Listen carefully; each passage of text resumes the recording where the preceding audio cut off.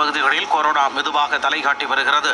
Corona தொற்றால் பாதிக்கப்படுவோரின் எண்ணிக்கை கடந்த 2 ஆண்டுகளுக்கு முன்பு இருந்ததை விட மிக குறைவாக இருந்தாலும் மும்பை, சென்னை, அகமதாபாத் ஆகிய நகரங்களில் தொற்று பரவல் வேகமெடுத்துள்ளது. மும்பையில் இந்த மாதம் மட்டும் புதிதாக 95 பேருக்கு தொற்று பாதிப்பு உறுதி செய்யப்பட்டுள்ளது. அதில் 16 பேர் சிகிச்சையில் இருந்து வருகின்றனர். சென்னையில் 2 வாரங்களுக்கு முன்பு வரை காய்ச்சலால் பாதிக்கப்படுவோரில் 60 விழுக்காட்டினருக்கு மேல் இன்ஃப்ளூயன்சா வைரஸ் காரணமாக இருந்து வந்தது. ஆனால் தற்போது பெரும்பாலான மாதிரிகளில் கொரோனா தொற்று பாதிப்பு கண்டறியப்படுவதாக மருத்துவர்கள் தெரிவித்துள்ளனர். இதன் காரணமாக சில மருத்துவமனைகளில் உடல் உறுப்பு மாற்று அறுவை சிகிச்சை, இதய அறுவை சிகிச்சை உள்ளிட்ட முக்கிய சிகிச்சைகளை மருத்துவர்கள் ஒத்திவைத்துள்ளனர். கொரோனா பரவல் காரணமாக மக்கள் அச்சப்பட தேவையில்லை என்றும், அதே நேரம் கூட்டம் கூடும் இடங்களில் மக்கள் கவனமாக இருக்க வேண்டும் என்றும் பொது சுகாதாரத்துறை இயக்குனர் செல்வ விநாயகம் அறிவுறுத்தியுள்ளார்.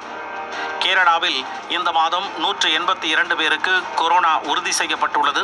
அதிகபட்சமாக கோட்டயம் மாவட்டத்தில் 57 பேருக்கும், எர்ணாகுளத்தில் 34 பேருக்கும், திருவனந்தபுரத்தில் 30 பேருக்கும் தொற்று பாதிப்பு கண்டறியப்பட்டுள்ளது. இதனால் காய்ச்சல், சளி, தொண்டை வலி, இருமல், சுவாச பிரச்சனை உள்ளிட்ட அறிகுறி உள்ளவர்கள் முகக்கவசம் அணிய வேண்டும் என்று அம்மாநில சுகாதாரத்துறை அமைச்சர் வீணா ஜார்ஜ் வேண்டுகோள் விடுத்துள்ளார். இதேபோன்று மருத்துவமனைக்கு செல்லும் போது முகக்கவசம் அணிய வேண்டும். கர்ப்பிணிகள், வயதானவர்கள், இணை நோய் உள்ளவர்கள் மற்றும் மருத்துவ பணியாளர்கள் அனைவரும் முகக்கவசம் அணிய வேண்டும் என்றும் அறிவுறுத்தப்பட்டுள்ளது.